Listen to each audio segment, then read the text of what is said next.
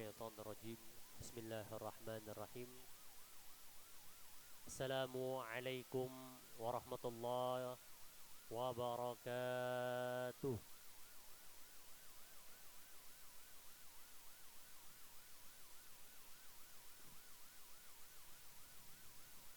الحمد لله رب العالمين اللهم لك الحمد ملء السماوات وملء الأرض وملء ما شئت من شيء بعد أهل الثناء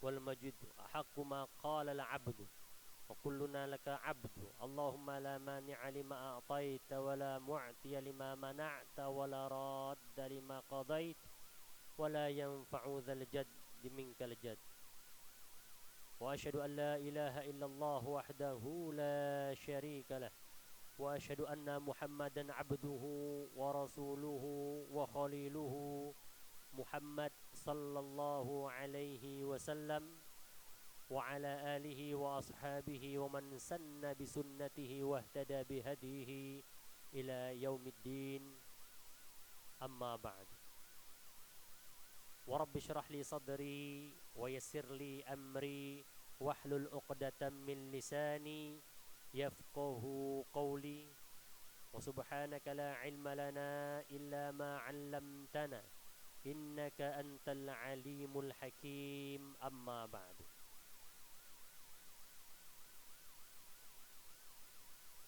Bapak-bapak, ibu-ibu yang dimuliakan oleh Allah Subhanahu wa taala. Bagaimana kabarnya? Alhamdulillah. Jangan tegang-tegang ya. Mentang-mentang bahas goib tegang. Biasa saja, relax. Ya. Baik. Mungkin kalau bapak-bapak ya atau ibu sebagian pernah melihat tayangan yang sebelumnya di sini juga, yaitu berbicara tentang apa itu ruqyah secara etimologi, epistemologi dan aksiologinya bagaimana. Dan pada kesempatan yang mulia ini izinkan kami berbicara tentang bagaimana pengobatan metafisik yang beredar di tengah masyarakat dan prakteknya.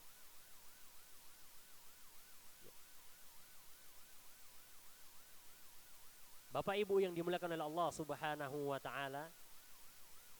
Kemudian nanti kita akan membahas cara melepaskan pengaruh jin dalam tubuh manusia. Dan insya Allah yang terakhir kita praktek. Insya Allah. Siap praktek ya? Siap insya Allah. Semoga waktunya cukup ya. Kita akan bahas pelan-pelan. Baik. Bapak Ibu yang dimuliakan oleh Allah Subhanahu wa taala.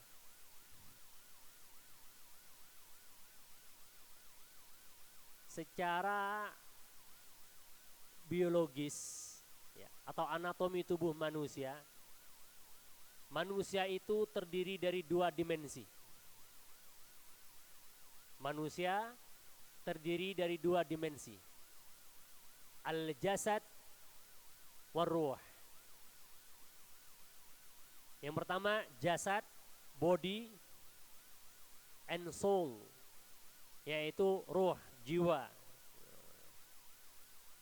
Jadi ketika jasad dan ruh ini bergabung, maka menjadilah badan, bergerak, hidup. Tapi tatkala dia dipisahkan, maka jasad itu ya mayat dan ruh itu kembali kepada alamnya, sang pemilik ruh Allah Subhanahu wa taala. Dengan demikian artinya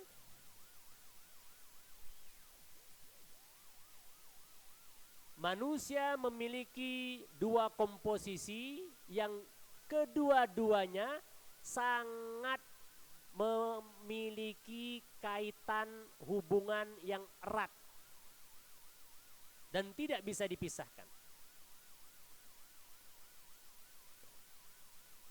Sehingga dalam perjalanannya atau prosesnya dalam kehidupan, manusia pasti memiliki masalah dan gangguan. Masalah dan gangguan.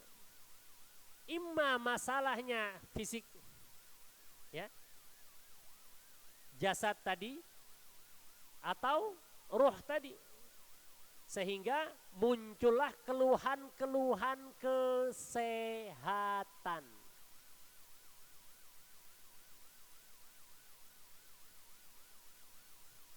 Mungkin secara medis dan ditopang dengan teknologi serta ilmu pengetahuan modern saat ini, bisa kita katakan tidak ada satupun penyakit yang secara fisik itu tidak dapat diketahui oleh dokter ataupun rumah sakit ataupun tim medis para ahlinya. Bahkan virus sekalipun itu bisa kita deteksi. Itu yang berkaitan dengan jasad tadi. MRI, endoskopi segala macam, wah, dicek dari ujung rambut sampai ujung kaki. Ya, sampel-sampelnya diambil, dikaji, diobservasi, sehingga dia lihat, oh, kerusakannya ada di bagian tubuh sebelah ini, sebelah itu, atas, bawah, kanan, kiri, segala macam. Oh, ternyata ada patah, oh ada benjolan, oh ada pembengkakan, oh ada radang, macam-macam. Oh, perlu operasi, dan tindakan-tindakannya pun bisa dan dapat dilakukan. Adapun mungkin kita pernah dengar beberapa kasus-kasus yang itu secara medis, secara klinis sudah dicek dari ujung rambut sampai ujung kaki, tidak ditemukan simptom, gejala, gangguan apapun. Akan tetapi orangnya sakit, nggak bisa bangun, udah minum obat, kagak sembuh-sembuh, berobat kemana baik, tetap saja. Pernah menemukan begitu? Pernah dengar? Ya. Oke, alhamdulillah. Berarti kalau pernah dengar masih hidup di Indonesia Raya.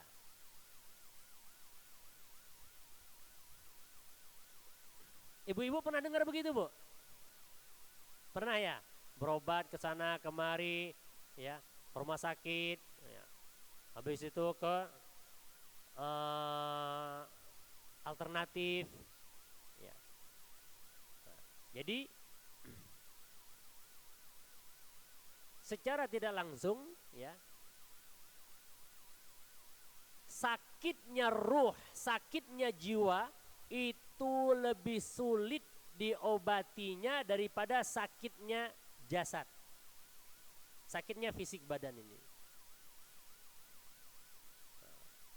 Bukan sakit hati, ya, bukan sakit hati, ya, kecewa, ataupun ada lagunya tuh, sakitnya tuh di sini di dalam hati. Bukan itu maksudnya, bukan. Ya, tapi ada ruhnya yang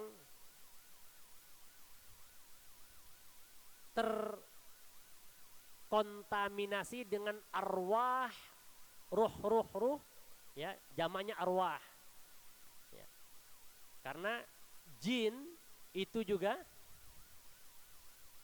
disebut arwah atau ruh. Ya. Bapak Ibu yang dimuliakan oleh Allah Subhanahu wa taala. Rasulullah sallallahu alaihi wasallam bersabda, "Inna syaitan yajri fi bani Adam majrad dam." Sesungguhnya syaitan itu berada di tubuh manusia seperti layaknya mengalirnya pembuluh darah di tubuh manusia.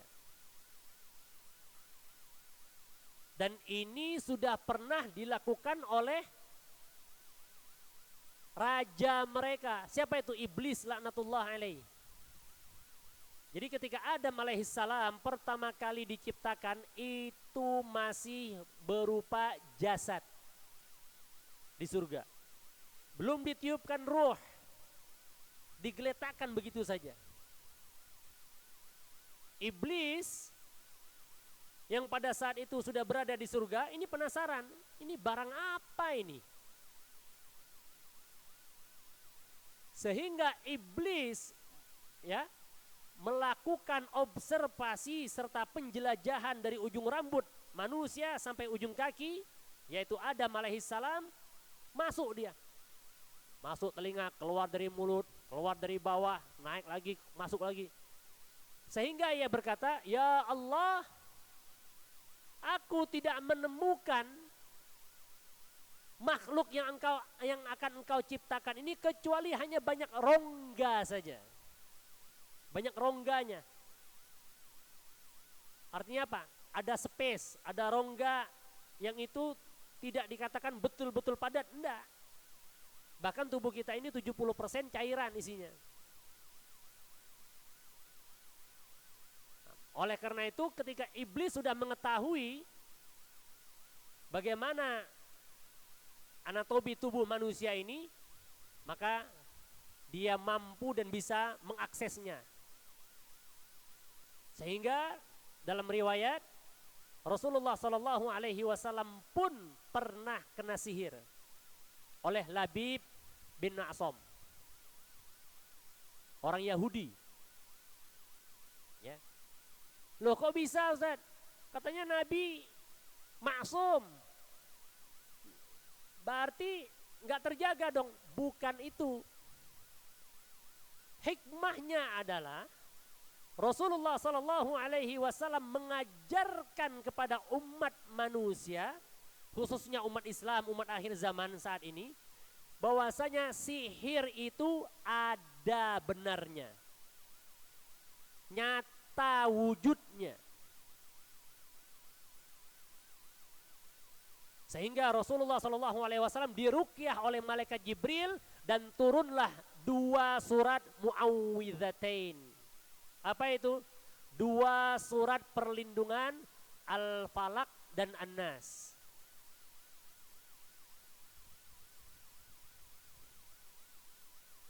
Ini secara umum.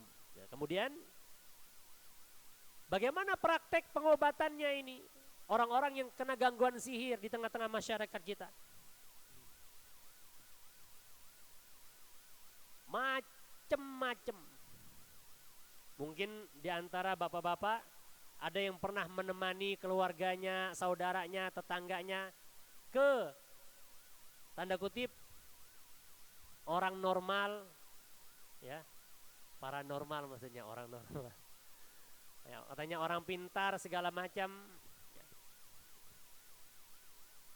Bagaimana? Sebenarnya mereka tuh bukan orang pintar, mereka nggak tahu apa-apa, ya. Hanya menggunakan khodam saja, bantuan serta informan dari bangsa jin. Karena mereka juga bersyarikat, bersekutu, bersekongkol. Sehingga ada yang datang, belum apa-apa sudah diketahui semua penyakitnya, keluhannya.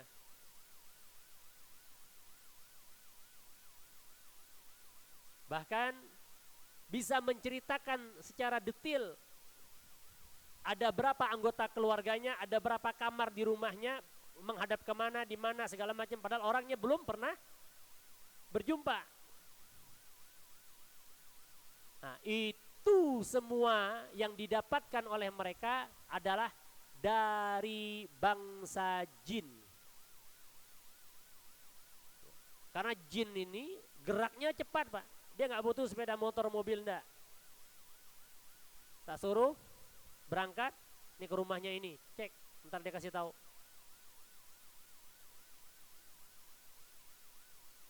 Lantas bagaimana? Umumnya ketika pasien itu datang dengan membawa segudang masalah dan keluhan penyakit, umumnya dia tanya adalah siapa nama ibunya. Kalau bapak-bapak dan ibu-ibu berobat, yang tanda kutip tadi orang yang katanya orang pinter, paranormal, ketika dia nanya pertama kali nama ibunya siapa? Sudah, confirm, hati-hati, itu dukun. Kenapa Ustadz? Kok cepat sekali memponis mengatakan itu adalah dukun? Apa alasannya? Karena dukun ini bersekongkol dengan para jin-jin khodam. Jin-jin khodam itu pembantu mereka, asisten mereka. Tentu ini adalah setan. Mereka pasti akan menyelisihi apa yang telah diajarkan oleh Rasulullah Sallallahu Alaihi Wasallam dan semua syariat dalam Islam. Yang kita ketahui bahwasanya garis keturunan yang mewarisi kuat itu adalah laki-laki, bapak binnya bapak siapa atau bintinya bapak siapa. Untuk memudahkan itu, maka mereka memudahkan proses daripada pengobatan itu, ya, itu mereka menyelisihi daripada syariat. Yang pertama ditanya nama ibunya siapa. Kedua, dia biasanya mengkhususkan waktu-waktu tertentu. Nanti malam ya, jam 12.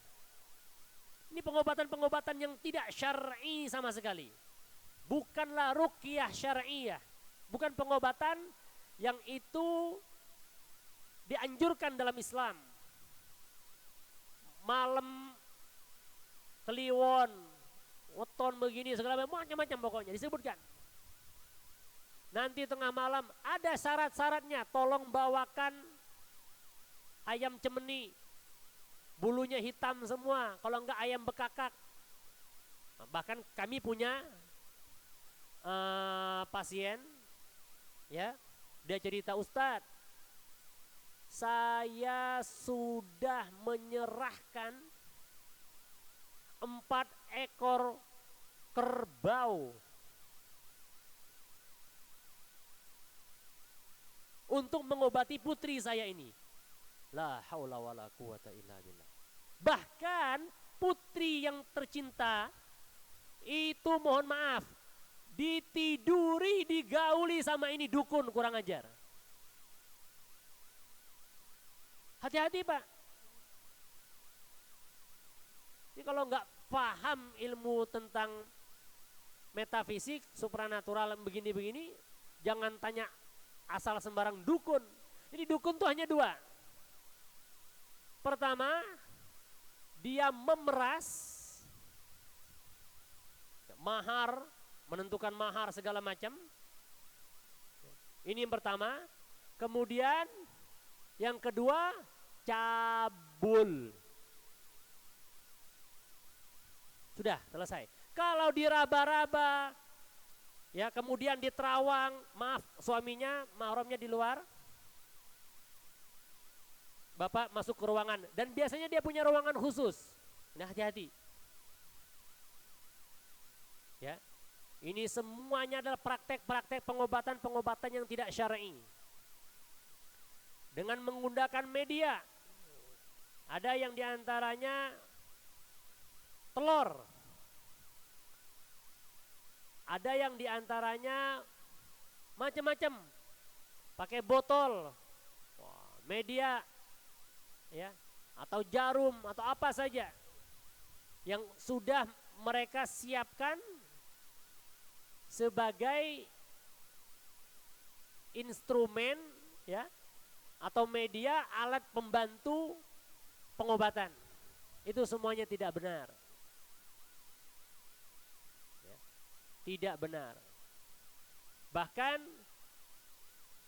ada yang mengatakan dalam hal ini medianya diantaranya mungkin pernah dengar apel jin. Tuh, saya punya apel jin tuh di rumah itu. Ada juga macam-macam wafak-wafak atau jimat-jimat. Tulisan Arab yang terputus-putus. Dia pun nggak tahu bacanya bagaimana. Ini tolong diminum, ditaruhkan di air, kemudian diminum. Wah, ini semuanya adalah media sihir. Wal'iyadzubillah. Walhasil bukanlah kesembuhan, bahkan menjadi-jadi. Gangguan kesehatannya bertambah parah.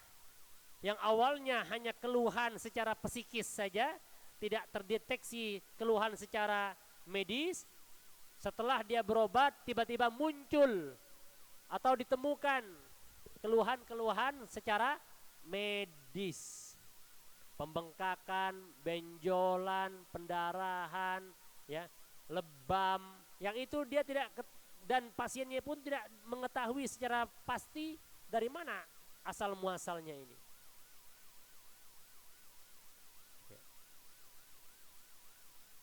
Bapak-bapak yang dimuliakan oleh Allah Subhanahu wa taala.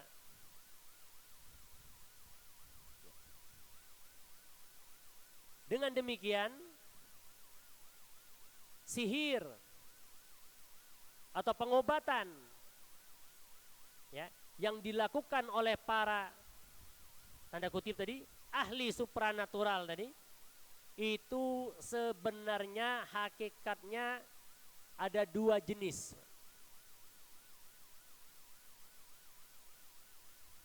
Ada dua jenis, internal, eksternal, atau dakhili atau khariji.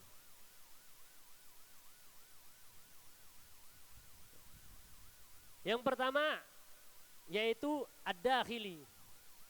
Dakhili itu adalah media sihir atau media pengobatan yang itu dikonsumsi, dimasukkan ke dalam tubuh pasien. Bagaimana caranya? Yang pertama, sihrun masyrub, sihir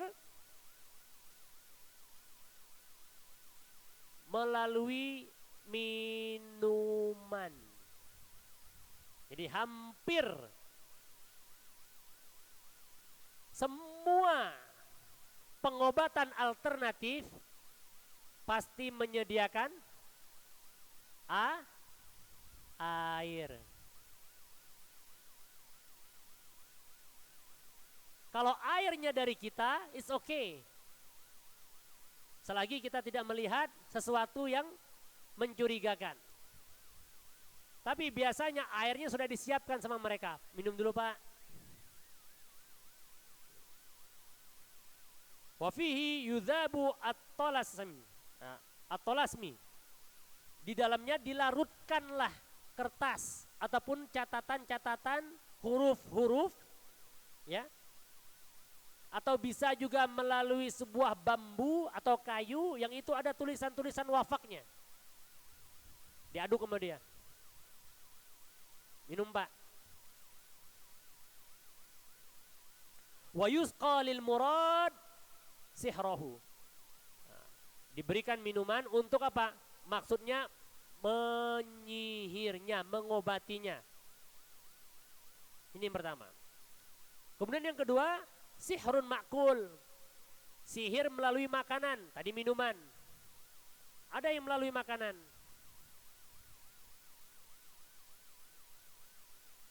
Dan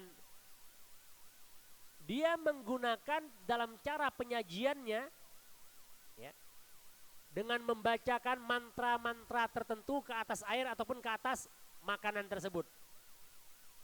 Sehingga pasti pada umumnya santapan yang dihidangkan itu sudah siap saji, sudah matang, tinggal makanannya. Nah, dengan itu bekerjalah. Dan yang terakhir, pengobatan secara dakhili tadi, yaitu melalui hidung. Apa itu? Penciuman. Dikasih minyak. Nih Pak, tolong nanti dihirup, dioles, dipakai, dikasih minyak. Karena minyak-minyaknya itu sudah disuwuk semua. Sudah dibacakan mantra, sudah di aji-ajinya. Aji-ajian sudah dibacakan kepada semuanya itu. Minuman, makanan, dan minyak-minyak. Ya. Ataupun barang tersebut ya, yang disium tadi ada sesuatu di dalamnya untuk kita hirup, untuk kita cium. Nah, ini yang menggunakan proses dimasukkan ke dalam tubuh pengobatannya. Adapun yang kedua yaitu eksternal atau bisa kita sebut sihrun khariji, ya, dari luar, ya, dari luar tubuh manusia, bukan dimasukkan langsung, enggak. Apa itu? Sihrun marsyush, melalui taburan atau semprotan. Ditabur Pak ya nanti di sekeliling rumahnya. Di depan pintu masuk supaya nanti tamu ataupun orang jahat enggak masuk lagi. Di sekeliling rumah. Baik itu bisa berupa air, garam, ya, atau media-media yang lainnya yang itu didapatkan daripada dukun.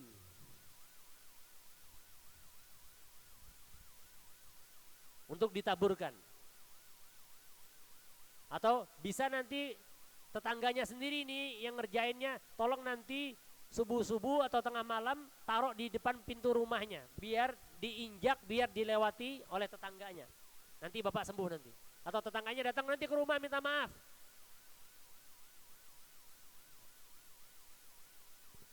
Kemudian sihrun madfun.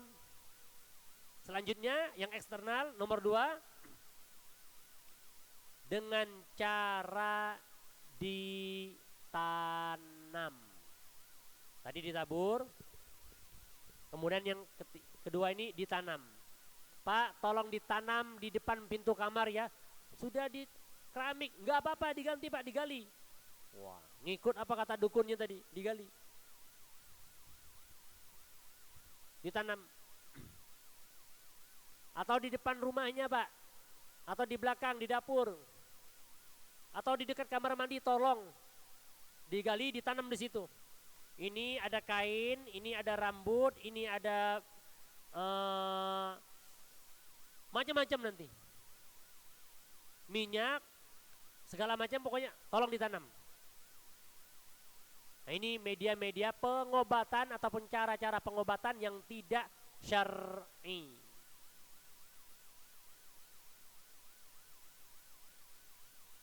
Atau dia minta, nanti Bapak mohon maaf ya, ambil tanah kuburan.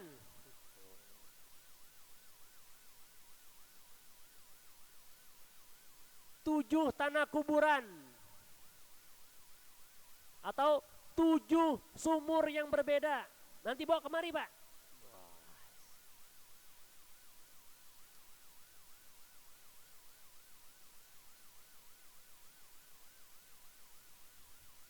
Kemudian media itu ditanam, dikuburkan di sekitaran rumahnya, ya, untuk alasan terapi penyembuhan. Bohong.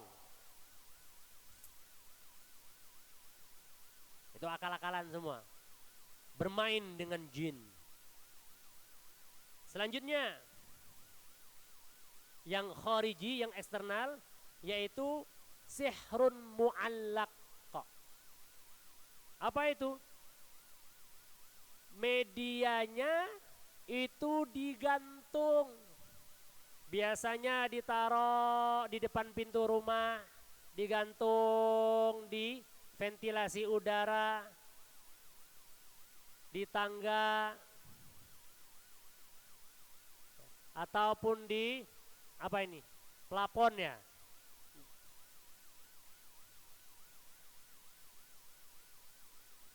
Atau biasanya diletakkan di sayap burung.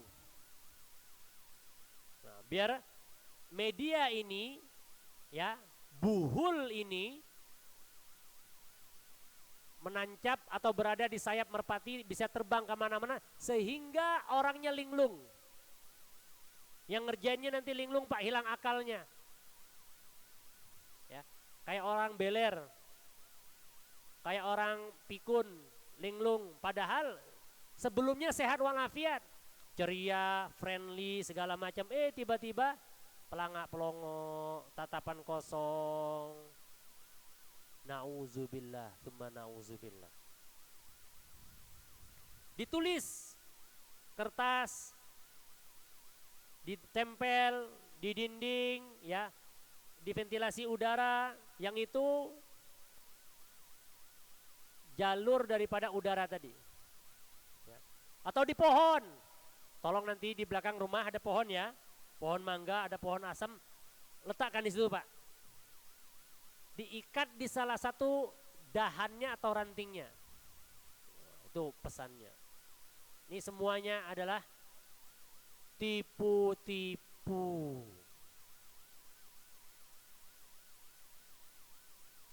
Wa qismu tsalis, ya. Yang ketiga, ya,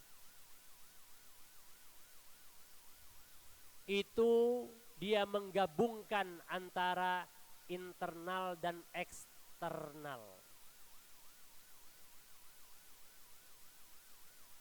Apa itu? Manfuh. Manfuh itu ditiup.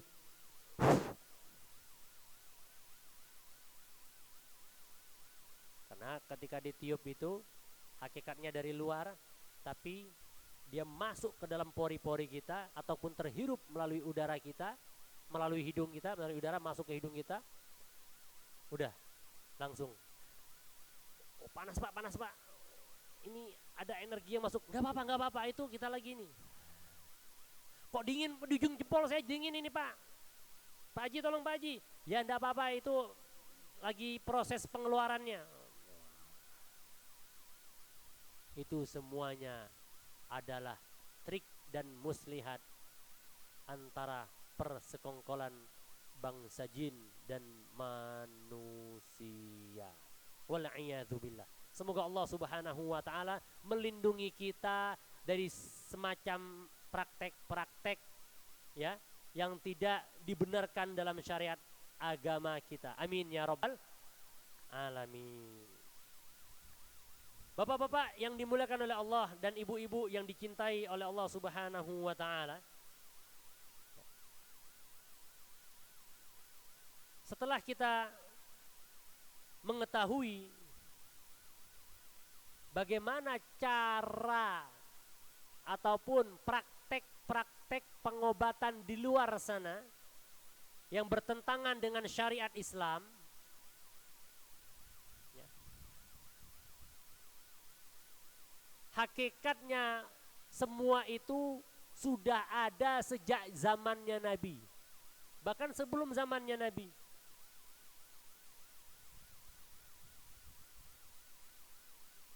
Sehingga Rasulullah Sallallahu Alaihi Wasallam mendapat banyak laporan daripada para sahabat yang mengatakan bahwasanya di kampung ini ada tabib namanya si Fulan bin Fulan begini begini begini, ahli ruqyah. Ruqyah itu secara terminologi artinya jampi-jampi, melafazkan, mengucapkan mantra.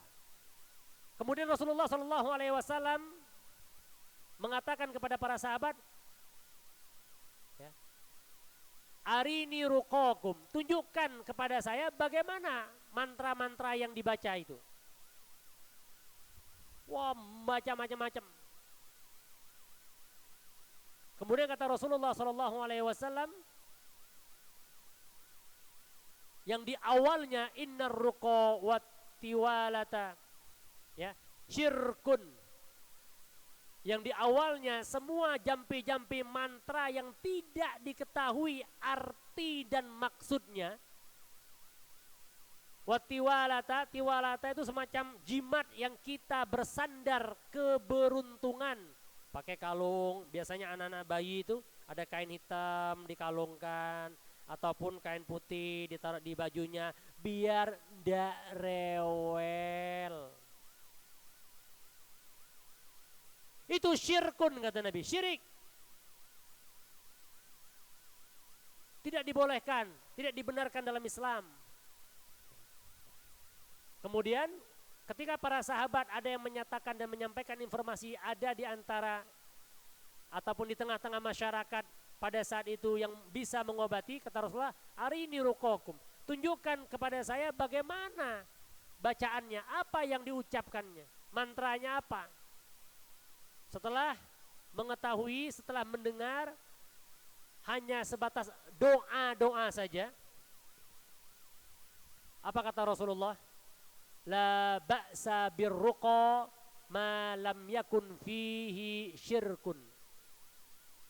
Tidak mengapa, tidak apa-apa, diperbolehkan dengan jampi-jampi, lafaz-lafaz, doa-doa, kalimat-kalimat, ucapan-ucapan yang diucapkan malam yakun fihi syirk, selagi di dalamnya tidak dapat kesyirikan. Apa?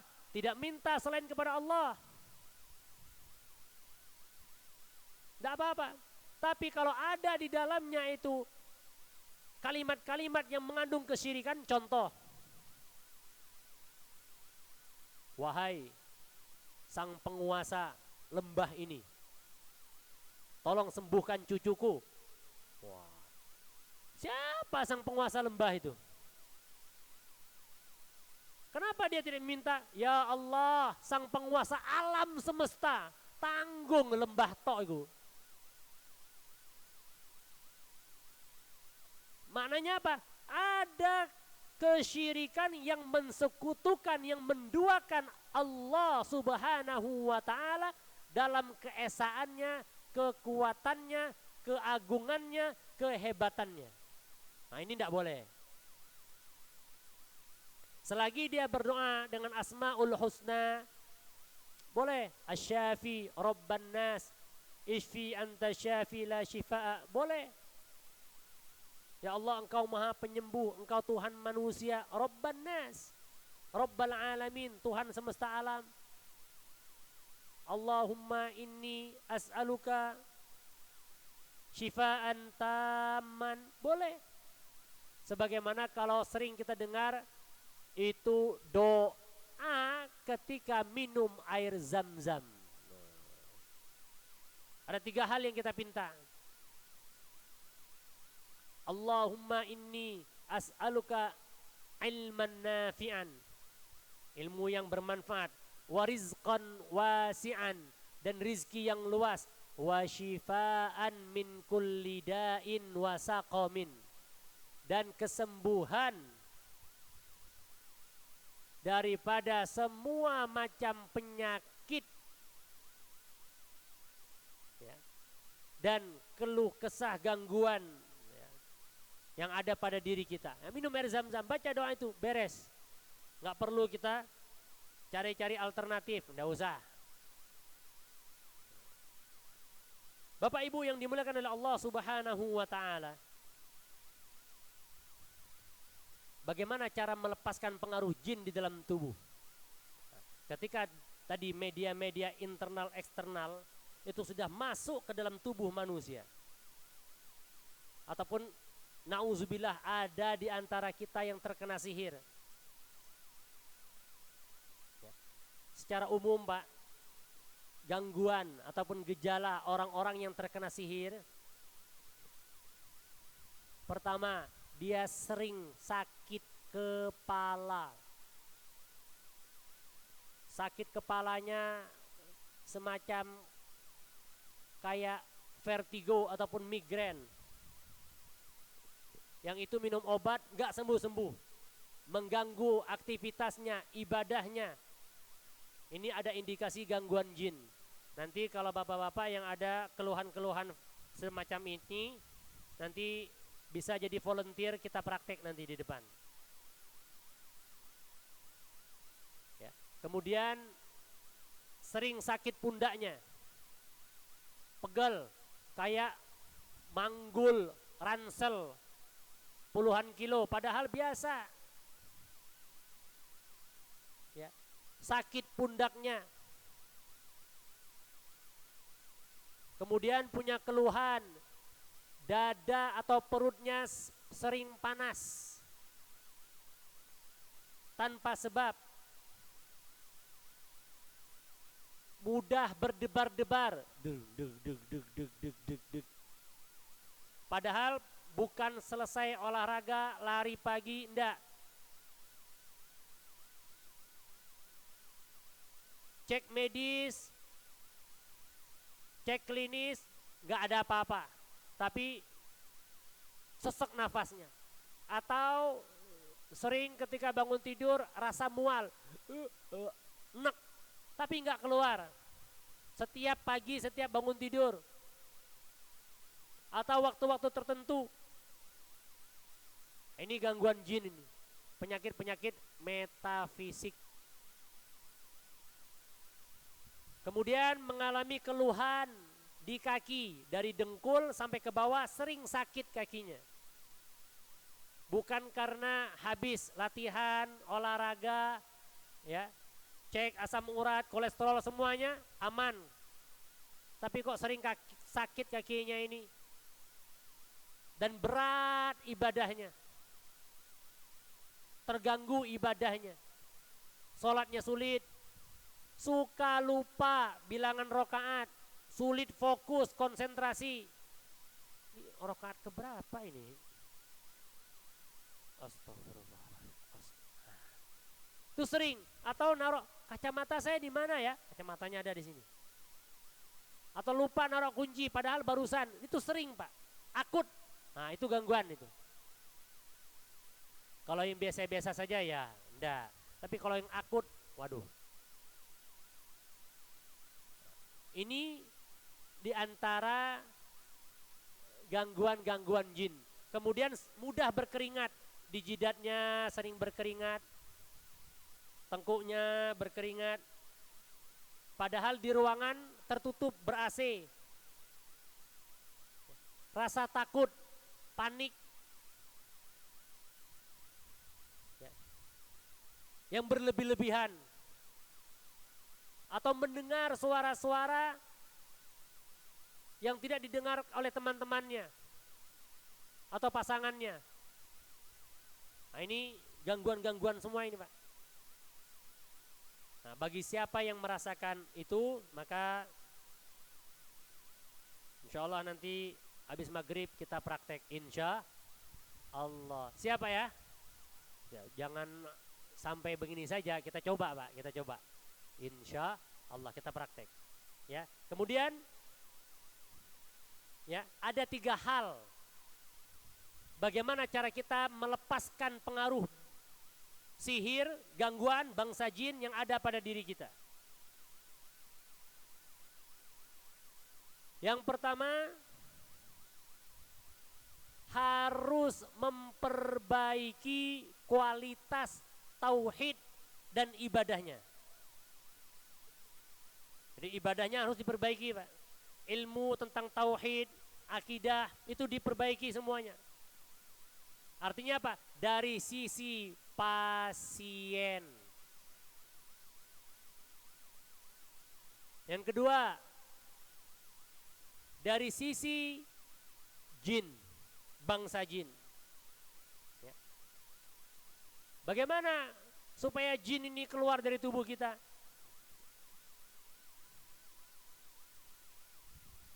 Kita sholat dulu. Alhamdulillahirabbil alamin.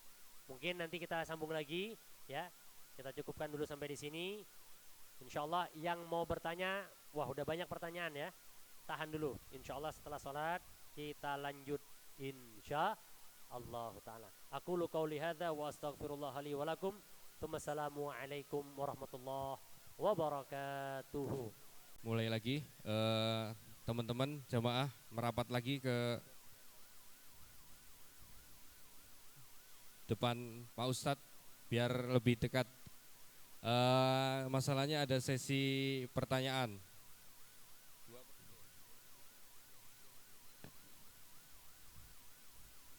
Baik jamaah merapat lagi.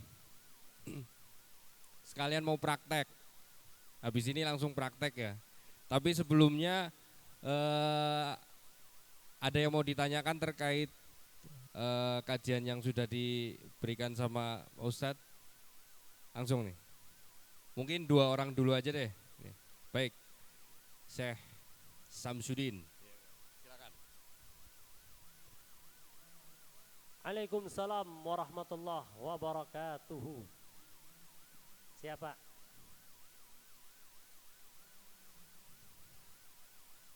Oke.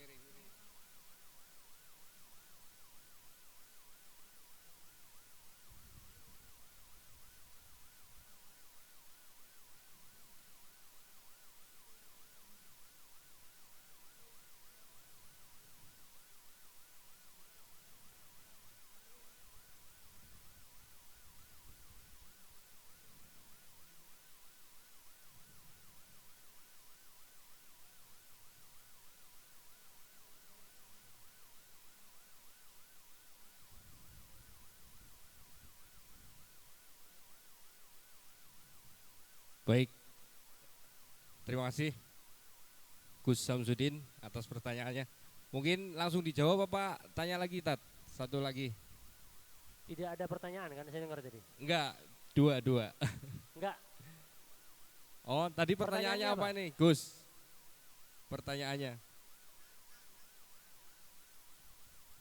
Oh, jadi benarkah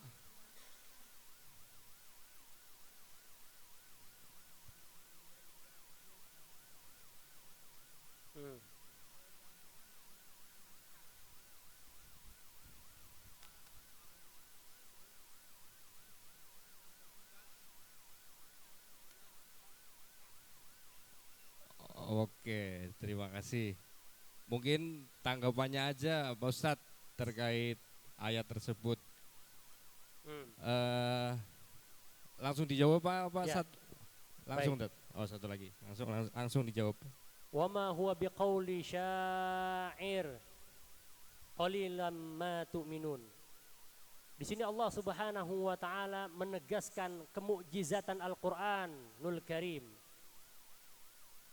Al-Quran bukanlah ungkapan kata-kata manusia, penyair-penyair yang pada saat zaman jahiliyah Ka'bah itu ditulis dindingnya itu, kiswahnya itu dengan kata-kata syair-syair pujian-pujian yang sekarang sudah diganti dengan Al-Quran di kiswah itu. Artinya sekali lagi wa ma huwa biqaulin syair, Bukanlah Al-Quran itu ungkapan ataupun kata-kata daripada manusia. Tapi dia adalah qaulullah atau qalallah atau kalamullah. Ya. Lantas tentu berbeda pengucapan syair, lantunan syair dengan tilawatul Quran tentu berbeda. Masing-masing punya aturannya, punya tata caranya, punya kaidahnya. Makanya Al-Quran ada ilmu tajwid dalam membacanya, dalam melafazkannya. Adapun ketika menggunakannya di dalam terapi pengobatan, itu sah-sah saja.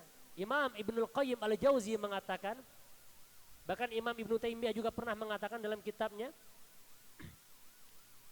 barang siapa merasa ada manfaat ataupun faidah daripada satu atau dua ayat atau kalimat di dalam Al-Quran, maka diperbolehkan baginya untuk mengulang-ulanginya bahkan sampai 100 kali. Pernah mendengar atau lihat di YouTube para imam-imam, dia mengulangi bacaan ayat sholatnya. Salamu qawlam min rabbir rahim. Dalam surah Yasin. Salamun qawlam min rabbir rahim. Karena hatinya terpaut dengan arti dan makna serta kandungan bahwasanya salam, keselamatanlah yang datang dari kalian min qauli rabbir rahim, daripada ungkapan perkataan Allah Subhanahu wa taala yang Maha Pengasih.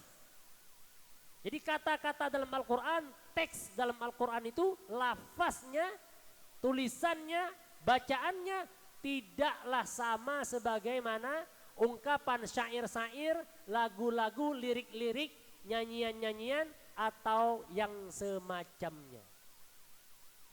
Wallahu a'lam bishawab. Baik, terima kasih Ustaz. Mungkin satu lagi ya dari Bapak, silakan.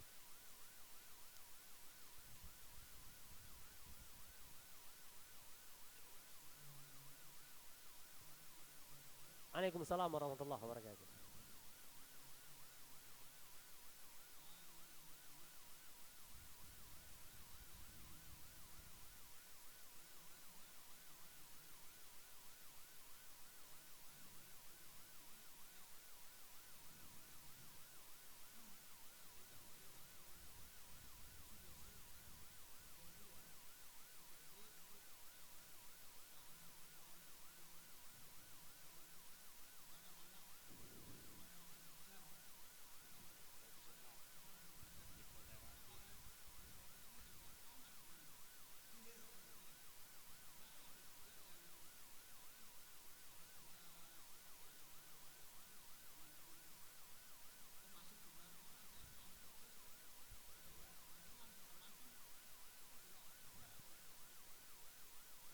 Baik. Oke, siap. Waalaikumsalam warahmatullahi wabarakatuh. Silakan Ustaz, tafadhol. Apakah hipnotis merupakan ilmu sihir? Ya, ini adalah muqaddimah daripada ilmu sihir. Karena dia menggunakan kekuatan lafaz, kekuatan kata-kata, dan juga kekuatan pikiran. Yang mana kita ketahui bahwasanya pikiran manusia itu ya, memiliki ataupun semacam device yang mampu menerima sinyal-sinyal sehingga orang, mohon maaf, ya disentuh kata-kata hilang barang-barangnya, dompetnya, tasnya, handphonenya, ya, dengan kata-kata yang itu bukan semacam ilham, bukan. Dia mentransferkan karena kekuatan pikiran manusia itu ada gelombang elektromagnetik. Jadi kalau ilmu psikologi itu mengatakan word is energy. Kata-kata itu mengandung energi. Sama halnya ketika saya mengatakan ini, memberikan kajian ini dengan penuh semangat berapi-api, semua jamaah terpanah dan terpukau. Tapi kalau saya membawakannya dengan mungkin datarannya biasa saja segala macam, nggak menarik ini. Nah, itu tergantung bagaimana si objeknya. Ya. Pertama, memang dia memiliki kelemahan dalam kekuatan mentalnya ataupun pikirannya, sehingga mudah tersugesti, terhipnotis. Ya, mereka yang tidak memiliki prinsip atau lemah prinsip dalam hidupnya itu mudah sekali terhipnotis.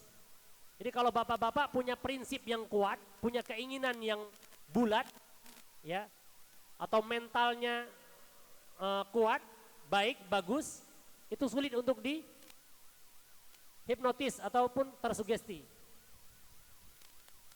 Caranya bagaimana? Di antara kita membangun supaya kekuatan pikiran kita, hati dan mental kita bagus, itu di antaranya kita harus banyak-banyak melakukan zikrullah. Makanya zikir itu adalah kekuatan pikiran, kekuatan hati dan sekaligus kekuatan iman.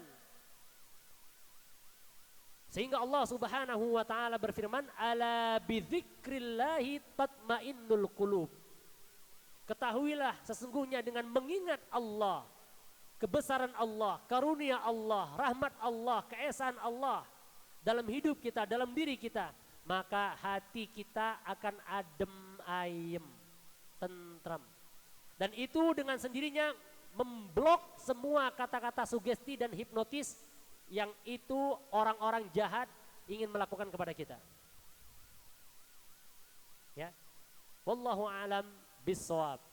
Jazakallahu khairan Ustadz atas jawabannya. Mungkin kita langsung praktek ya Tad ya. Ngikut.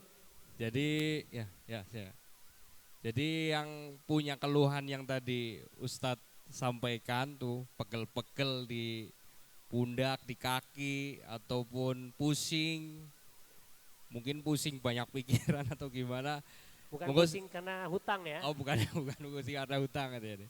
Jadi silakan, berapa orang Tat? Boleh 1-2 orang. 1-2 orang apa mau dimasalin aja nih rupiahnya nih Tat? Atau kita sama-sama ya, boleh. langsung dimasalin aja biar durasinya langsung ngena gitu loh.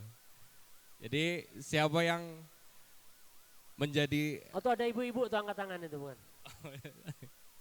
Atau mau Umahat mau uji coba? Ayo yang mau maju silahkan. Kalau enggak saya nih. Kalau enggak kita praktek secara massal. Ya. Kalau enggak kita praktek secara massal aja Tat ya? Boleh ngikut saja. Oke silakan Ustaz. Baik. Ya.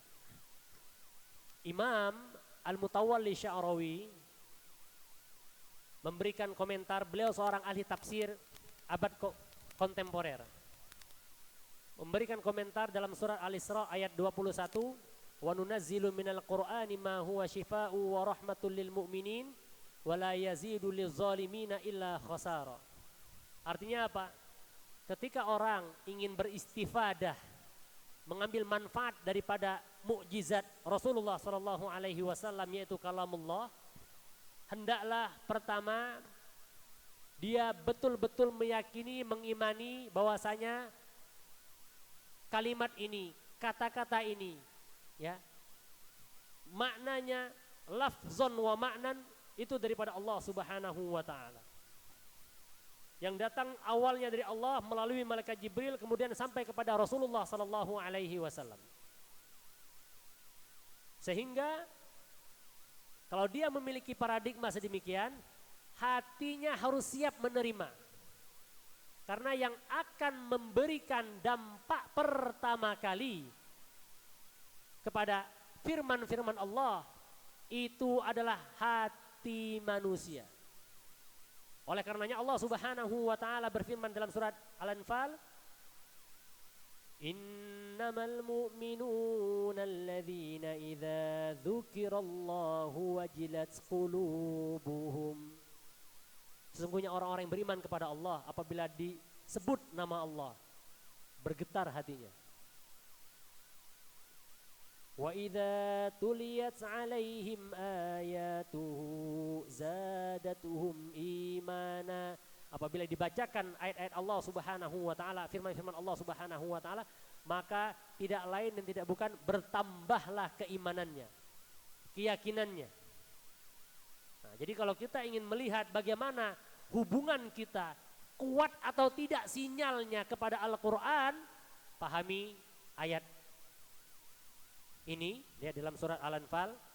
Ya, kalau kita tidak bergetar hati kita, tidak bertambah keimanan kita, maka ketahuilah bahwasanya hubungan kita dengan Al-Quran hubungannya biasa-biasa saja. Baik, sudah siap? Oke. Pertama, ya, kita memohon kepada Allah Subhanahu wa taala. Angkat kedua belah tangannya. Kita ucapkan doa perlindungan. Kita memohon perlindungan dari semua keburukan diri kita. Karena kita mengundang malaikat, malaikat rahmat. Ya, jundun min junudillah, tentara daripada tentara-tentara Allah Subhanahu wa taala yang di bumi maupun di langit. Kita memohon kepada Allah Subhanahu wa taala, yaitu dengan membaca doa perlindungan. Setelah kita angkat tangan, ikuti saya sama-sama. A'udzu billahi minasyaitonir rajim. Dengan penuh keyakinan. Mohon maaf, dengan penuh, enggak usah diulangi, dengan penuh keyakinannya ini. Saya minta bapak-bapak, ibu-ibu melafazkannya ini dengan sidqul yakin. Betul-betul percaya, yakin, ya, bahwasanya Allah Subhanahu wa taala akan membantu kita menyelesaikan semua problematika kehidupan kita, penyakit, gangguan kesehatan, pikiran, ya, beban hidup, segala macam. Minta. Ulangi sekali lagi. A'udzubillahi minasyaitonirrajim. Bismillahirrahmanirrahim. A'udzu bikalimatillahi at-tammah min kulli syaitanin wa hammah wa min kulli ainin lammah. Kita baca suratul Fatihah ya, sama-sama. Bismillahirrahmanirrahim. Alhamdulillahi rabbil alamin. Ar-Rahmanir-Rahim. Maliki yaumiddin. Iyyaka na'budu wa iyyaka nasta'in. Ihdinas siratal mustaqim. Siratal ladzina an'amta 'alaihim ghairil maghdubi 'alaihim waladdallin.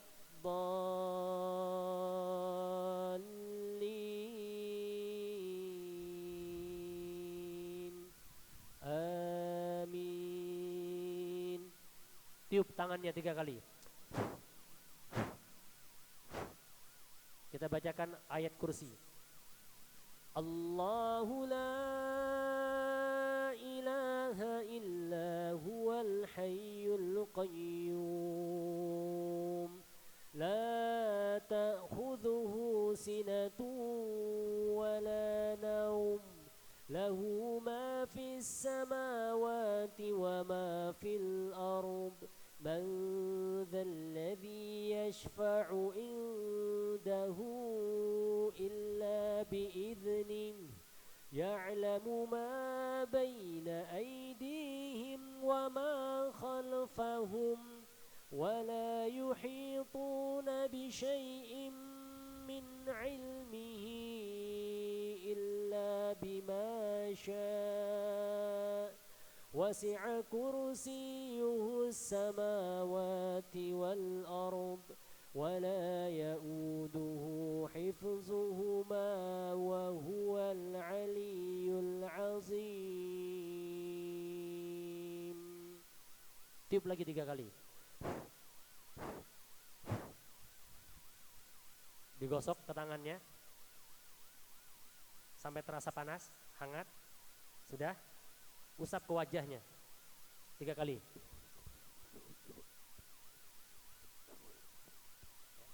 Yang kuat, kepalanya, rambut, badan, seluruh tubuhnya, ujung jari, ujung kaki, ujung tangan, semuanya. Lakukan 3 kali. Lakukan 3 kali.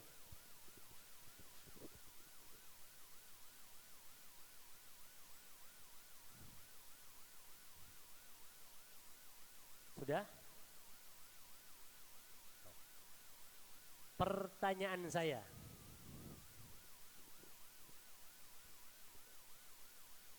apa yang Bapak rasakan? Mual, mana yang mual? Sini, maju sini dikit. Gak apa-apa, sini. Kok mual gitu kan? Pertanda tanya besar tuh. Betul nggak? Ayo Pak, saya bantu Pak, gratis. Ayo maju. Tapi kalau ke rumah bayar nanti. Nah, enggak, tenang. Tidak semuanya indikasi jin nempel di tubuh, enggak. Ya, mual. Selain mual apa lagi Pak? Mual aja ya, masih ada mualnya ya. Ya di tenggorokan, oke. Selain mual apa lagi? Bapak yang lain, kok tiba-tiba pusing kepala saya? Ada plastik, kresek. Ayo. Ayo dibuka ini jasnya biar nggak nyesek, nggak sesek. Kresek ayo. Ada yang pusing. Tiba-tiba badan nggak enak, bergetar. Ayo silahkan yang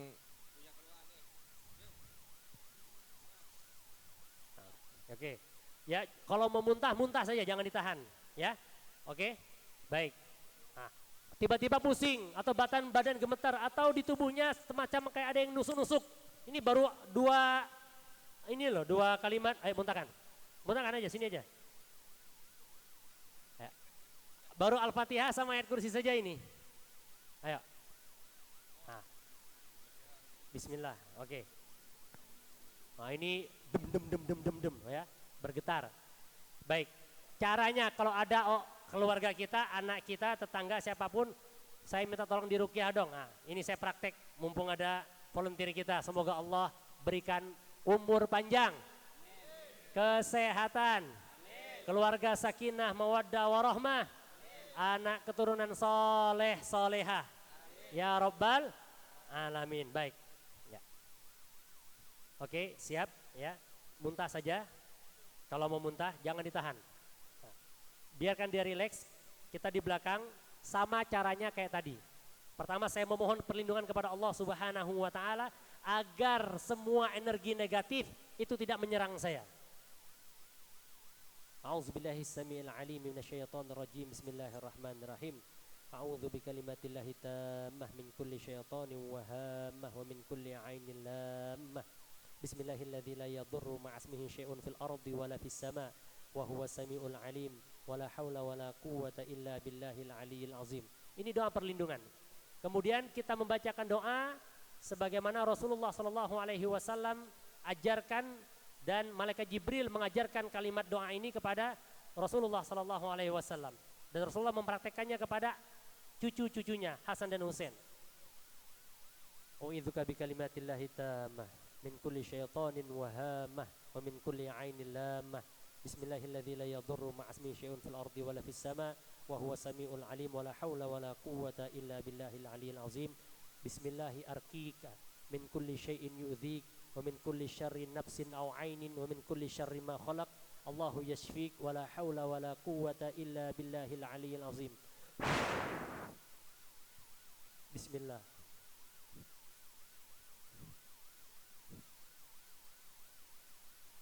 Kita pegang kepala. Saya bacakan Al-Fatihah.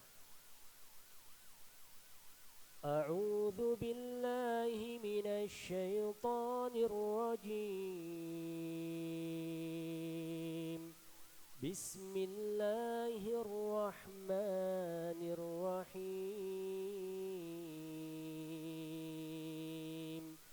الحمد لله رب العالمين الرحمن الرحيم مالك يوم الدين مالك يوم الدين إياك نعبد وإياك نستعين اهدنا الصراط المستقيم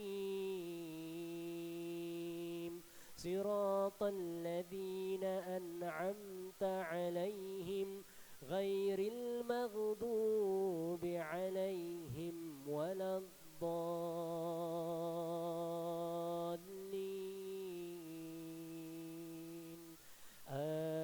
آمين بسم الله الرحمن الرحيم. Ini kita pindah di urat belikat ya, karena sebagaimana hadis Nabi tadi dia mengalir di tubuh bagaimana mengalirnya pembuluh darah. Kita pijit-pijit dikit ya, karena ini terasa berat bagi beliau. Sambil kita tepuk dadanya pelan-pelan. Ini kita kasih warning apabila ada setan ataupun jin yang berada di tubuh ini, perutnya juga sama. Kita memohon kepada Allah Subhanahu wa taala agar keluar, karena manusia bukan kos-kosannya bangsa jin. Ukhruj ya aduwallah. Ayo, maunya keluar. Keluar. Keluar semuanya. Ayo, bagus, terus. Naik semuanya ke tenggorokan. Allahu la ilaha illa huwal hayyul qayyum. لا تأخذه سنة ولا نوم له ما في السماوات وما في الأرض من ذا الذي يشفع عنده إلا بإذنه يعلم ما بين أيديهم وما خلفهم ولا يحيطون بشيء من علمه إلا بما شاء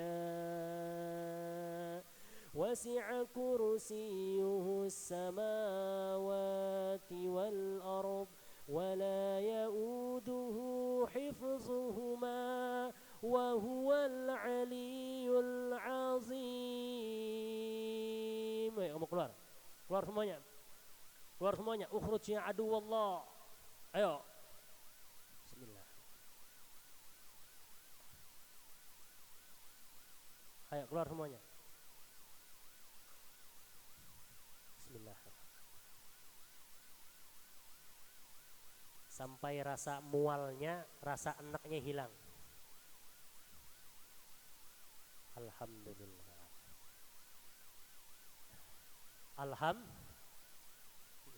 Kita dengar ya.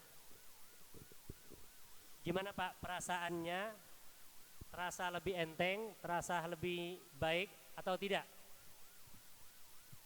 Agak entengan di kaki. Sekarang pindah ke kaki. Ya. Pindah ke kaki. Ayo. Sebagaimana sabda Rasulullah SAW tadi, ya, dia berpindah-pindah, ya, dia mengalir di dalam tubuh, kadang-kadang dia ke atas, kadang-kadang dia ke bawah, ke kepala, tadi di tenggorokan. Nah, rasa mualnya masih ada. Nah, sekarang rasa mualnya sudah berkurang, nyeseknya di sini. Ya, tadi dia naik ke atas, sekarang turun lagi ke bawah. Nah, ya, baik. Di kaki dirasakan apa? Agak kesetrum, ya. Beliau mengatakan di kakinya agak kesetrum. Nah, coba dikeluarkan di kantongnya, mungkin ada sempit. Oke, baik. Tadi Kita tanyakan. Ya. Nggak apa-apa, nyantai aja Pak. Santai Ustaz. Santai. Pertanyaan saya, apa yang Bapak rasakan ketika berdiri, ya? Kemudian saya pegang, saya bacakan suratul Fatihah, ya, saya tepuk-tepuk dikit dadanya, ya, perutnya, saya pijit-pijit belakangnya, ya. Apa yang Bapak rasakan? Pertanyaan saya, sampai Bapak hilang kendali, kontrol, lemas, jatuh ke belakang. Apakah Bapak melihat sesuatu berada di satu tempat, bukan di masjid ini, berada di tempat yang lain, ada sosok-sosok tertentu yang muncul, yang terlihat, ilustrasi, halusinasi, ya, atau ada suara selain suara saya, atau apa yang Bapak rasakan? Silakan. Pertanyaannya banyak banget ya. Baik, pelan-pelan ya saja. Tadi baik Ustadz, yang saya rasakan pada saat Ustadz membacakan ayat-ayat ruqyah, ya memang saya coba mengikuti ya, melafalkan apa yang Ustadz bacakan. Cuman tadi emang dalam diri saya itu kadang ada rasa mual yang pengen keluar gitu kan. Cuman agak susah untuk mengeluarkan itu. Ketika tadi dipegang pundak, itu agak apa ya, agak kayak melayang gitu ya. Kayak melayang, dan tiba-tiba emang tadi jatuh itu saya merasa gelap. Merasa gelap dan coba mau buka mata gitu kan, tadi kayak gelap, ada di ruang, betul bukan di daerah masjid gitu ya, cuman bukan di masjid. Iya, gelap. Cuman saya nggak melihat apa yang tadi sosok-sosok itu, enggak ya, cuman gelap gulita aja. Saya coba tadi buka mata dan alhamdulillah gitu bisa gitu ya. Ya tadi akhirnya mual itu, terus apa yang dirasa gitu. Itu aja Ustaz. Dan sekarang sakit ya di perut ini Ustaz. Sakit perut ya? Iya. Alhamdulillah. Berdiri coba. Bisa. Ayo, keluar semuanya. Boleh berdiri. Nah, ini kita coba yang kedua kalinya, ya. Apakah mengalami hal yang sama sebagaimana kita ruqyah ketika berdiri yang pertama tadi? Oke? Bapak nggak perlu mengikuti apa yang saya bacakan. Diam saja. Konsentrasi, pasang telinganya, hadirkan hatinya, mohon sama Allah, biarkan Al-Quran masuk ke dalam dirinya. Dengar saja baik-baik, tutup matanya, relax. Bismillahirrahmanirrahim. Bismillah. Bismillah. Arjukum min kulli syai'in yazikum min kulli syarrin nafsin aw 'ainin min kulli syarrin ma khalaq Allahu yahdi. Tutup matanya. أفحسبتم أنما خلقناكم عبثا وأنكم إلينا لا ترجعون فتعالى الله الملك الحق لا إله إلا هو رب العرش الكريم ومن يدع مع الله إلها آخر لا برهان له به فإنما حسابه عند ربه إنه لا يفلح الكافرون وقل رب اغفر وارحم وأنت خير الراحمين بسم الله الرحمن الرحيم قل هو الله أحد الله الصمد لم يلد ولم يولد ولم يكن له كفوا أحد الفلق من شر ما خلق ومن شر غاسق إذا وقب ومن شر النفاثات في العقد ومن شر حاسد إذا حسد قل أعوذ برب الناس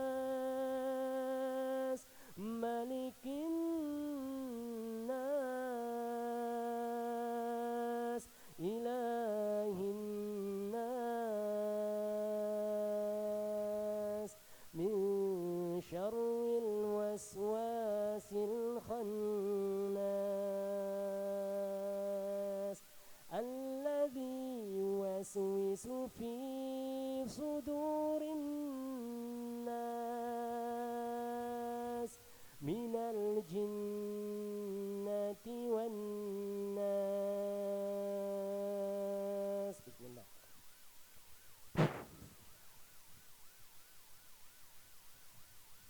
Matanya dibuka. Oke. Kita tanya ya. Tadi Bapak melihat goyang-goyang ya. Nah, goyang masih maju ke depan segala macam. Kita tanya, apa sih sebenarnya yang dia rasakan? Tadi dia bilang ketika rebah dia melihat bukan di masjid ini, di tempat yang berbeda. Nah, kita tanya apa yang dirasakan? Apakah perutnya masih sakit? Atau dadanya masih terasa mual? Atau merasa lebih baik lagi, lebih segar? Atau bagaimana? Silakan. Baik Ustaz. Ya. Alhamdulillah Rabbil alamin. Yang dirasakan pasca perukian kedua ini agak lega ya. Alhamdulillah. Takbir. Allahu Akbar. Allahu Akbar. Allahu Akbar. Agak lega terus. Agak lega ya. Oke. Nah, sekarang yang terasa ini di pangkal nih kayaknya. Oke, di pangkal terus. Kalau tadi ketika dibacakan ayat-ayat ruqyah, saya masih sadar, Ustaz, masih sadar. Bagus. Sadar ya, nggak hilang kendali. Cuman tadi agak melayang aja, agak apa ya, kayak macam kayak kalau kita ketiup angin gimana ya, kayak gitulah. Oke. Itu aja sih, Ustaz. Oke. Ada yang dilihat atau berada di tempat lain? Tidak ada, Ustaz. Suara selain suara saya? Yes. Ada sesuatu yang memalingkan aja. Oke, jangan dengarkan. Kayak saya ogah mendengar gitu. Iya, jangan dengarkan. Iya. Ya, jadi fokus mendengarkan saya itu terhalang, terganggu. Iya. Betul? Betul. Oke, baik. Nah, terus selain itu? Aja, itu saja. Itu suaranya laki-laki apa perempuan? Gak ada suara. Nggak ada suara. Kayak apa gitu, fokusnya ini aja gitu. Fokusnya terganggu, teralih. Oke, fokusnya kemana? Ya ke tadi rasa sakit. Gitu. Oke, baik. Terima kasih. Alhamdulillah. Alhamdulillah. Insya Allah sehat, berkah, panjang umur. Ya Rabbal Alamin. Ya, terima kasih. Afwan wa iyyakum khairan. Baik. Alhamdulillah. Ya. Ada lagi?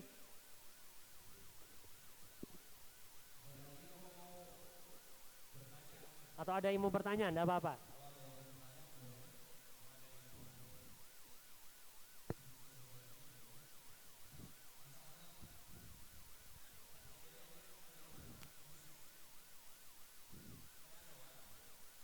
Monggo.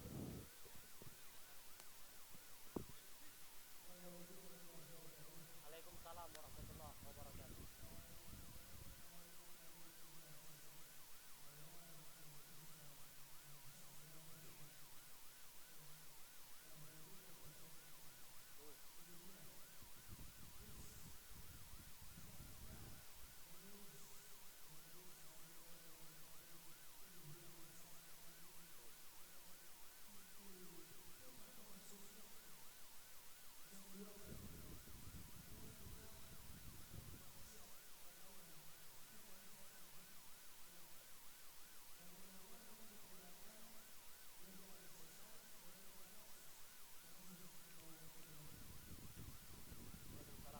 Waalaikumsalam warahmatullahi wabarakatuh. Tafadhol Baik. Ustaz. Kalau kaligrafinya itu adalah lukisan, ya, atau ornamen biasa pajangan di rumah, itu tidak apa-apa, ya, tidak masalah. Ya. Yang menjadi masalah itu adalah ketika kita, mohon maaf, menistakan Al-Quran, membolak-balikkan Al-Quran ataupun kalimat-kalimat potongan-potongan ayat Al-Quran yang kemudian ada di antaranya mereka menempelkannya, menuliskannya itu di baju, ya, di rompi, biar kebal peluru segala macam. Ya, ini yang tidak dibolehkan. Ini yang tidak dibenarkan oleh syariat. Artinya apa? Dia menghinakan Al-Quran, merendahkan Al-Quran, mempermainkan Al-Quran dengan meletakkan Al-Quran, ya, ataupun membolak-balikkan ayat, memutus-mutuskan huruf-huruf yang mestinya tersambung, ya, dan itu adalah talbisu iblis, tipu daya iblis, ya, kepada umat manusia yang menganggap apa yang mereka lakukan itu adalah benar dan disyariatkan oleh Rasulullah Sallallahu Alaihi Wasallam. Kemudian yang kedua, bagaimana caranya membedakan mana itu godaan setan dan mana itu nafsu, gitu. Allah Subhanahu wa taala berfirman, nafsu semuanya, ya, innan nafsa la'ammaratum bisu. Allah Subhanahu wa taala berfirman, sesungguhnya nafsu itu cenderung, ya, lebih besar mengarah kepada keburukan. Sehingga Allah Subhanahu wa taala berfirman di dalam surat yang lain, wa amma man khafa maqama rabbih wa nahan nafsa 'anil hawa fa innal jannata hiyal ma'wa. Dan barang siapa takut akan keesaan Allah, kebesaran Allah, kemurkaan Allah, azab Allah, siksaan Allah, wa nahan nafsa 'anil hawa, dan dia berusaha mengendalikan nafsunya. Wa nahan nafsa, an-nafs, 'anil hawa, karena dorongan untuk berbuat buruk itu cenderung daripada nafsu yang jelek, nafsu yang tidak baik. Makanya ulama ada membedakan nafsul mutmainnah, nafsul lawamah. Ya, nafsu yang baik, yang mutmainnah, yang tenang, ya. Ada nafsul lawamah, nafsu yang selalu mendorong kita ingin berbuat maksiat. Oleh karenanya kita dimintakan untuk mengendalikan ini, nafsu ini. Karena di dalamnya ada dua jalur, ada dua tempat. Qad aflaha man zakkaha. Ya. Beruntunglah bagi mereka yang senantiasa mensucikan nafsunya, jiwanya. Wa qad khaba man dassaha. Dan celakalah orang yang telah mengotori jiwanya. Jadi kalau dorongannya diiringi dengan syahwat, itu jelas adalah nafsu setan yang dikendalikan oleh setan. Nafsul lawamah, bukan nafsul mutmainnah. Nafsul mutmainnah dia cenderung lebih suka kebaikan, hal-hal yang ma'ruf, kebenaran, kebajikan.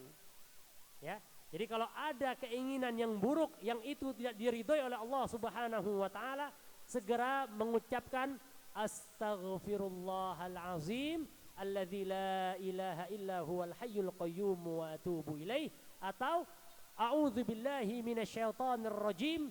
Bismillahirrahmanirrahim. Tiup ke sebelah kiri. 3 kali. Itu diajarkan oleh Rasulullah sallallahu alaihi wasallam. Karena setan itu selalu datang dari sebelah kiri kita.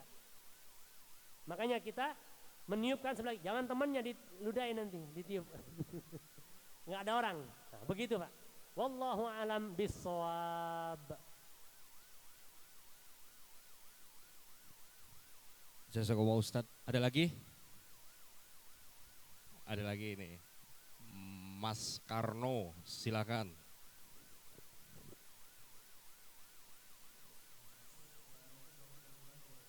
Waalaikumsalam warahmatullahi wabarakatuh.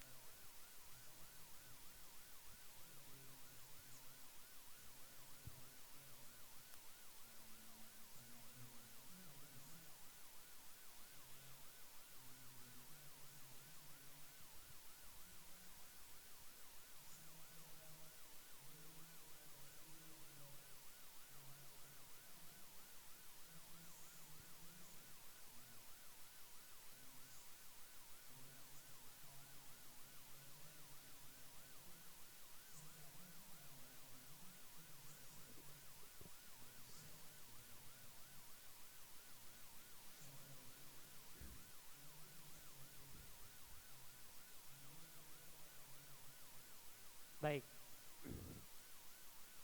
Baik. Siapkan pulpennya. Saya bacakan ayat-ayat ruqyah yang dibacakan.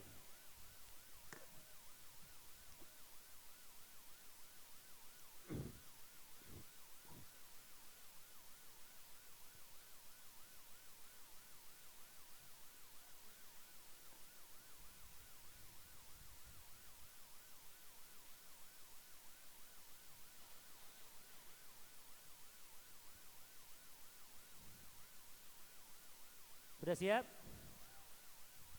Baik.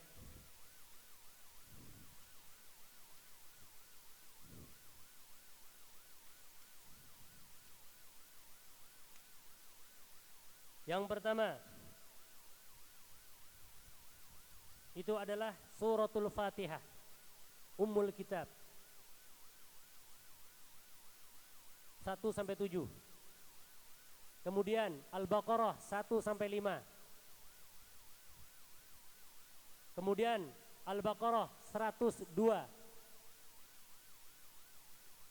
Kemudian Al-Baqarah 163 sampai dengan 164. Al-Baqarah 255. Al-Baqarah 285 sampai dengan 286.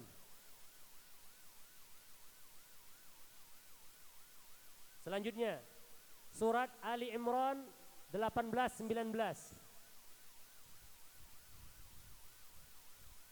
Ali Imran 18-19. Selanjutnya surat Al-A'raf 54 sampai 56. Kemudian surat Al-A'raf 117 sampai dengan 122. Kemudian surat Yunus 81 sampai 82.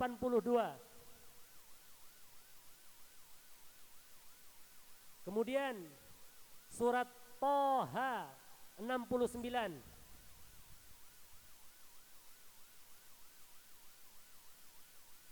Kemudian Al-Mu'minun 115 sampai dengan 118.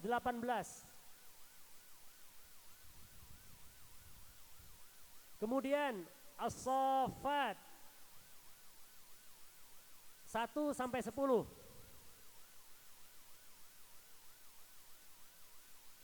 Kemudian Al-Ahqaf 29 sampai dengan 32.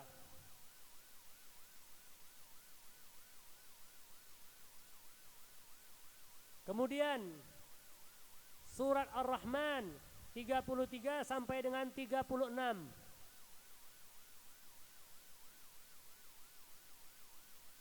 Selanjutnya surat Al-Hasyr 21 sampai dengan 24.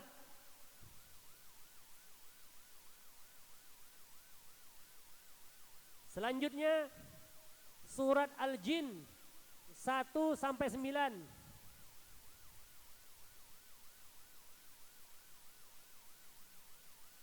Selanjutnya Al-Kafirun, Al-Ikhlas, Al-Falaq, An-Nas. Selesai. Al-Kafirun, Al-Ikhlas, Al-Falaq, An-Nas.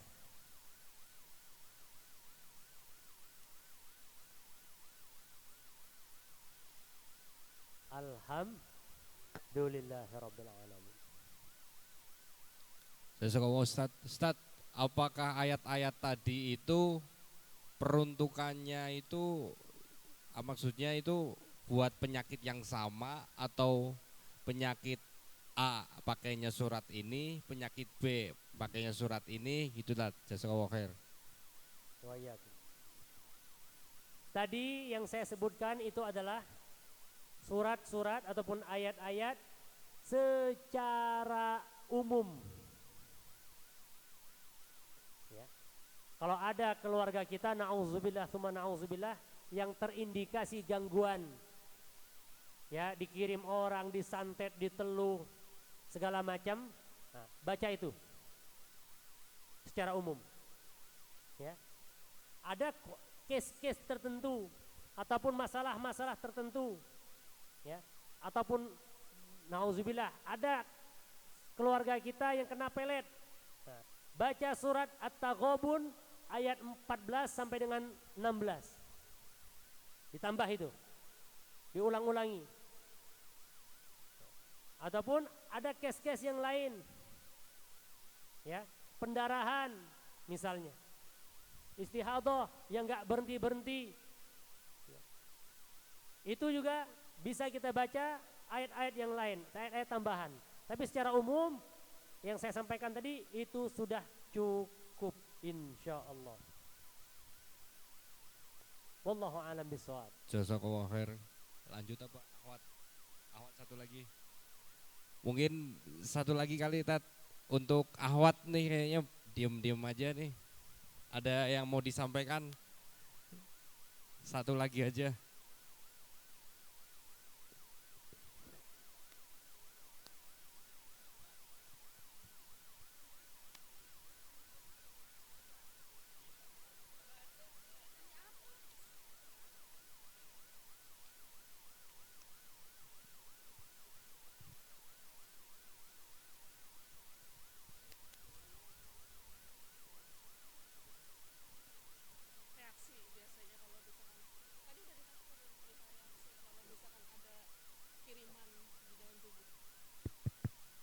Bismillahirrahmanirrahim.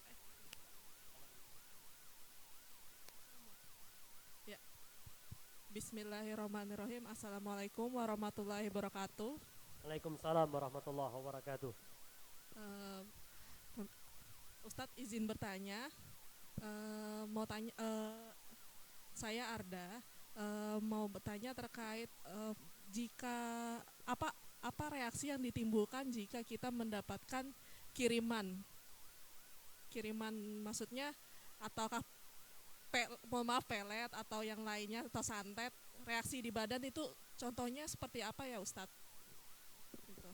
Dan mungkin waktu yang ditimbulkan itu bisa pagi hari, siang hari atau malam hari ya biasanya. Itu terima kasih.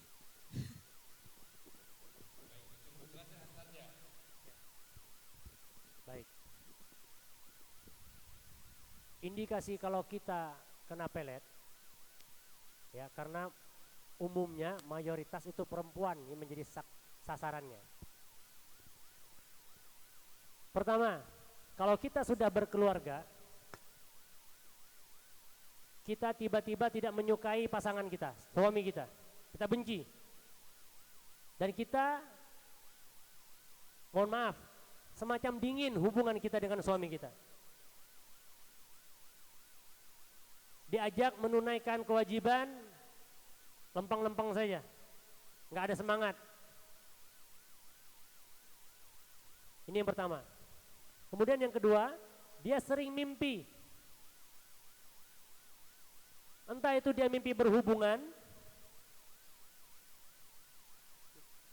dengan dia kenal biasanya atau yang tidak dia kenal, sehingga dia sudah merasa cukup terlayani, terpuaskan dan tidak tertarik lagi dengan pasangannya. Ini kalau dia sudah berkeluarga. Yang ketiga, sering cekcok hal yang sepele, ya, sering berantem, mudah tersulut. Ini yang ketiga yang bisa kita lihat. Apabila dia masih single, kalau dia itu sudah berkeluarga. Nah, kalau dia masih single, ya, dia tidak ada kepikiran dengan laki-laki itu ataupun dengan pria tersebut, ya. Akan tetapi dia sering berjumpa dalam mimpinya dan ada dorongan yang itu dia tidak bisa kendalikan, ingin bertemu, sering berjumpa. Padahal dia nggak suka, atau mungkin sudah selesai hubungannya. Tiba-tiba dan dia pun nggak mengerti. Ya. Ini tanpa sebab. Ya. Dan biasanya ini ada media yang diberikan. Ya. Entah itu dari kosmetik yang dia pakai, skincare, yang itu sudah disuwu, yang sudah dimantrai, atau mungkin bisa boneka atau segala macam, ya, yang itu masih tersimpan di dalam rumahnya dan hubungannya dengan saudara-saudara dan orang tua itu renggang, bermasalah, berantem terus. Ini kalau dia masih single dan selalu bermimpi dan sering mimpi berhubungan badan. Ya. Kalau dia belum menikah. Wallahu a'lam bissawab.